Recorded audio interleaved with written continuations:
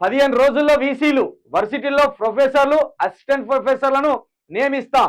CM Revanth నిరుద్యోగుల సమస్యలు వింటా, అన్నగా అండగా ఉంటా.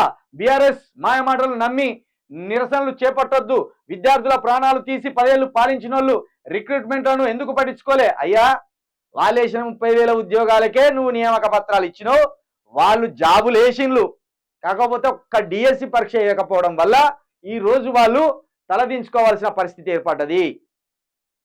వాళ్ళు ఒక్క డిఎస్సి కూడా వేయలేదు, టీచర్ రిక్రూట్మెంట్ చేయలేదు. వాళ్ళు దాని వల్ల వాళ్ళు తలదించుకోవాల్సిన పరిస్థితి ఏర్పడ్డది. వాళ్ళు కానిస్టేబుల్ జాబులు వేసిండ్లు, అదేవిధంగా వాళ్ళు దిగిపోయే ముందు గురుకుల పోస్టులు వేసిండ్లు, లెక్చరర్ పోస్టులు వేసిండ్లు, కానిస్టేబుల్ వేసిండ్లు, గ్రూప్ 1 వేసిండ్లు, గ్రూప్ 2 వేసిండ్లు వాళ్ళు కూడా.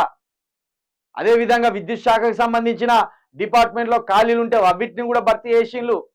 వాళ్ళు జాబులు వేయలేదని నీ అసంటోళ్ళు చెప్పగానే కొంతమంది నమ్ముతారు కావచ్చు, కానీ కాస్త కూస్త అవగాహన ఉన్నోడు ఎన్ని పోస్టులు వేసిండ్లు అనేది లెక్కదిస్తారు. ఇక ఇప్పుడు వాళ్ళ ఉద్యోగాలు పోయేసరికి మళ్ళీ విద్యార్థులను రెచ్చగొడుతున్నారు.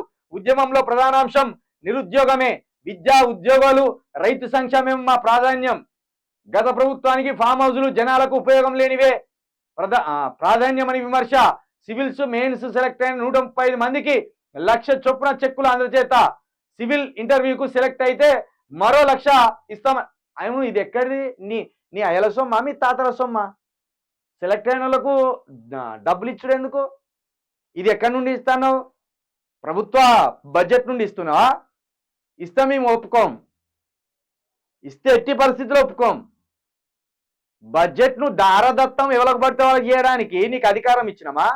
ఈ లక్ష రూపాయలు నువ్వు వృద్ధుల పింఛన్లకు ఎందుకు అప్లై ఇస్తలేవు? 4,000 రూపాయలు ఇవ్వాలి కదా వాళ్ళకు. ఇప్పుడు 135 మందికి అంటే లక్ష అంటే 1,00,000 పైన అవుతాయి. 1,35,00,000 రూపాయలు ఇవి. 1,35,00,000 రూపాయలు నీ ఇష్టపూర్తిగా ఎవరికి పడితే వాళ్ళకి ఇస్తావా? అవి సెలెక్ట్ అయిన్లు, రేపు మాపు వాళ్ళకు ఉద్యోగం వస్తుంది. ఉద్యోగం వచ్చినాక ప్రభుత్వం వాళ్ళకు జీతం ఇస్తుంది కదా. ఇలాంటి వాటిని ఇచ్చి నేను దాన కర్ముని, నేను గొప్పని అని నువ్వు చెప్పదలుచుకుంటే ఖచ్చితంగా ఇది ఎండగట్టడానికి మా లాంటి వాళ్ళం ఉంటాం. నువ్వేమన్నా మేనిఫెస్టోలో పెట్టినావా? ఇది ఈ మెయిన్స్కు సెలెక్ట్ అయిన వాళ్ళకు, గ్రూప్ 1 మెయిన్స్ సెలెక్ట్ అయిన వాళ్ళకు 1,00,000 రూపాయలు ఇస్తామని నువ్వేమన్నా మేనిఫెస్టోలో పెట్టినావా? మేనిఫెస్టోలో ఇచ్చిన 4,000 రూపాయల పింఛను వృద్ధులకు ఎండబెట్టినావు, మహిళలకు 2,500 రూపాయలు ఎగ్గొచ్చినావు, అందరికీ ఇవ్వాల్సిన 200 యూనిట్ల ఫ్రీ కరెంట్ అందరికి ఇస్తలేవు, రైతు భరోసా కింద 7,500 రూపాయలు 45 లక్షల మందికి ఇంతవరకు ఇయ్యనే లేదు.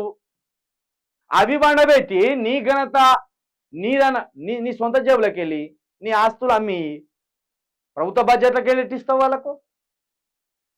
ఇది 100% ఇది మేమైతే వ్యతిరేకిస్తాం. దీన్ని ఎట్టి పరిస్థితులు ఒప్పుకోం. దీన్ని ఇది ఈయనేదో దాన కర్ముడు అన్నట్టు జేబులోకి వెళ్ళి పైసలు ఇచ్చినట్టు కథలు పడుతుంది.